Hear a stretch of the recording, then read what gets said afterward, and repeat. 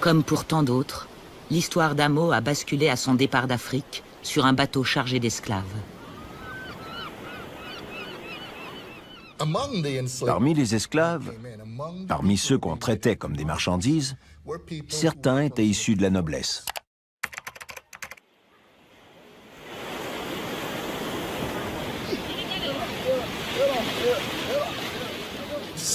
Certains faisaient preuve de qualité précoce à leur arrivée en Europe. Amo, le jeune esclave noir, fut affranchi et élevé au sein de l'aristocratie. Il poursuivit ses études jusqu'à l'obtention de 2 doctorats, en droit et en philosophie, et plus tard, il enseigna au sein du système universitaire allemand.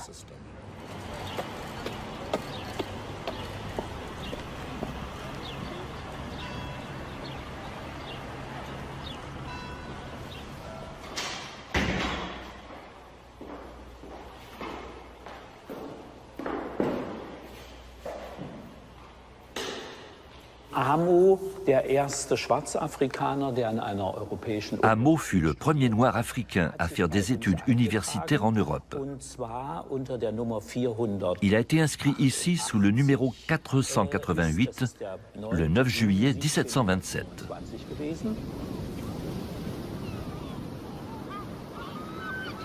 Amo fut amené enfant en Europe par la Compagnie hollandaise des Indes orientales et offert en cadeau à un duc allemand. Ce duc libéral l'affranchit et prit en charge ses études. Ce qui est apparu quand ces marchandises ont commencé à parler, c'est qu'ils ont exprimé les 2 poids 2 mesures du capitalisme moderne et les problèmes dans son processus de rationalisation. Il faut savoir que de grandes figures politiques du royaume Congo ont marqué l'Europe bien avant la période contemporaine. Ici, nous avons l'exemple de ce tableau, qui est l'œuvre de Jasper Beck, un peintre néerlandais du XVIIe siècle. D'après les inscriptions au dos de ce tableau, est dressé le portrait de Dom Miguel de Castro, l'émissaire du royaume du Congo envoyé sur le territoire du Brésil néerlandais afin de négocier une alliance diplomatique avec les Pays-Bas. En costume d'apparat et coiffé d'un grand chapeau à plumes rouges, l'ambassadeur africain est habillé à la mode européenne. Dans son voyage, Dom Miguel de Castro est accompagné par 2 domestiques que l'artiste a également représentés et dont le nom est donné au dos d'étoiles, Pedro Sunda et Diego Bemba. Ceux-ci posent dans des habits de velours vert aux boutons dorés. L'un d'eux porte une défense d'éléphant qui apparaît à la fois comme un signe de la puissance de son maître et un rappel de son africanité. Tous 3 sont habillés selon la mode portugaise et les serviteurs montrent les cadeaux qu'ils ont apportés ou reçus. Envoyés par le souverain de Son'o en 1643 ou 1644, ils sont arrivés aux Pays-Bas dans le cadre d'une délégation envoyée par le souverain de Son'o, une province du Congo via le Brésil. L'un des objectifs du voyage était de trouver une solution à un conflit interne au Congo. Les 3 portraits ont peut-être été peints au Brésil par Jaspar Bex. En 1654, Johan Moritz a donné ces tableaux au roi danois Frédéric III.